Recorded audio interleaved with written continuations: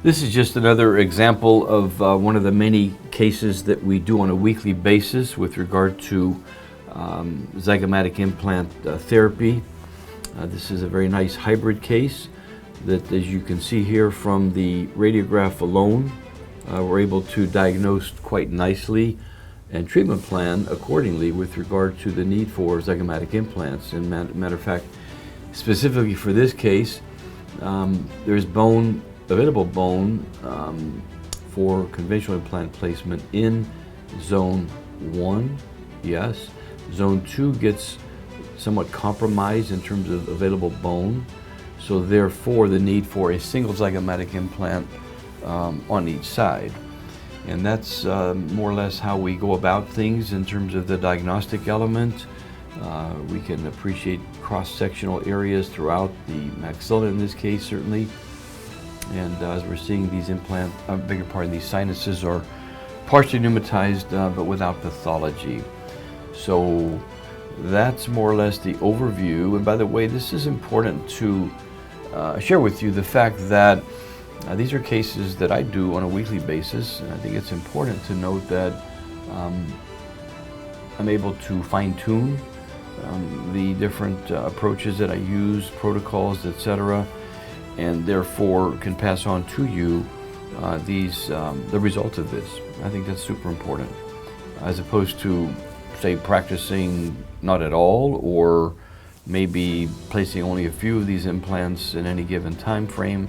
Not so sure that's the optimal way to stay on top of things and really be able to fine-tune this work. So again, I take great pride in sharing that information with you.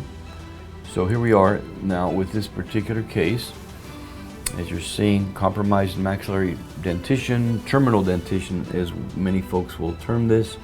Incision design is important to make sure that we leave adequate amount of keratinized gingiva on the facial aspect of our flap throughout. So full flap reflection, followed by very conservative extraction of teeth. This is super important. Not many folks will address this item, that how important is it to take teeth out in a very conservative mode. Well, I will tell you that it is very important. We want to preserve the alveolar ridge as much as we can, and therefore the available bone.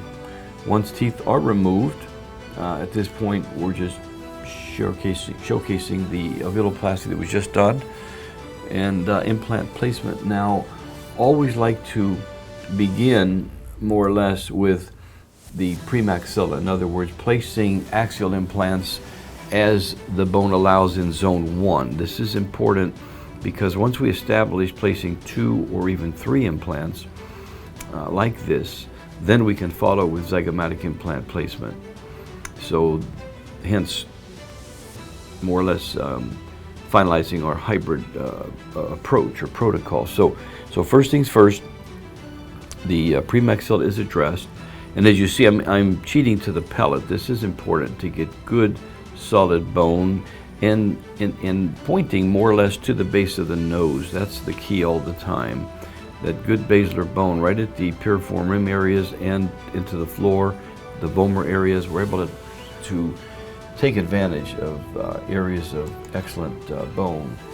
So the osteotomies are being created right now with the Versa drills, and as you're seeing, implant placement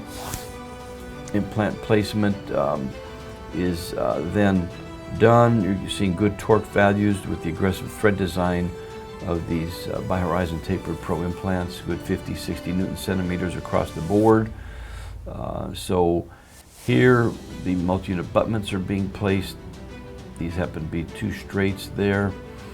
And now we turn our attention to the left hemimaxilla, where appropriate dissection is being carried out.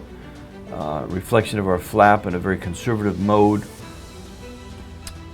And next we'll be placing the actual notch retractor so that we're able to visualize quite nicely the base of the zygoma. Our osteotomy is prepared in a very specific way to optimize visualization of the base of the zygoma.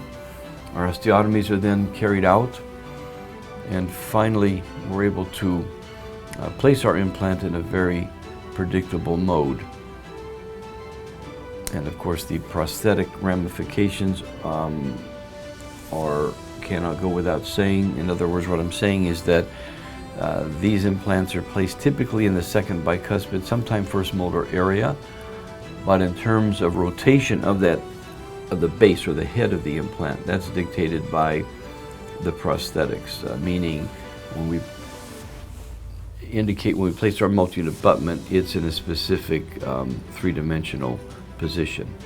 So now we turn our attention to the opposite side, and again the same flap reflection, the same notch retractor placed.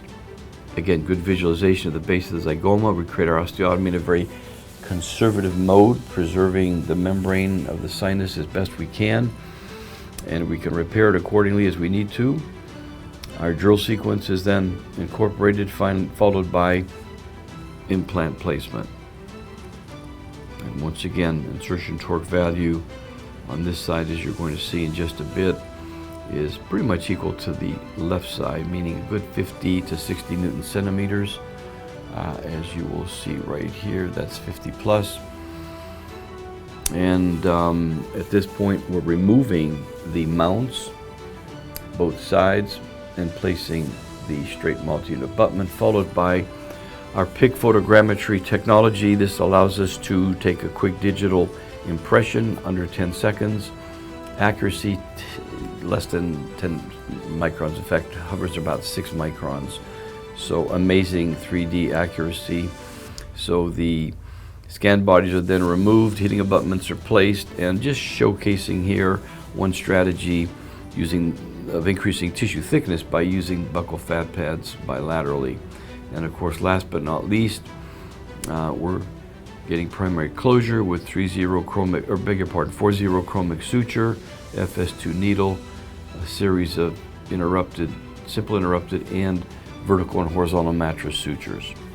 So this is an overview again of a typical hybrid case that we do on a day-to-day basis, week-to-week basis, and quite honestly represents what I feel at least is the best application for zygomatic implants, meaning the use of singles in a hybrid case like this. This gets you really from an 80 to about a 95, 96 percentile of patients you can reach that have problems in the maxilla and the need for immediate fixed work, i.e. there are areas of bone in the posterior maxilla in particular, zones 2 and 3, that preclude the use of only axial implants.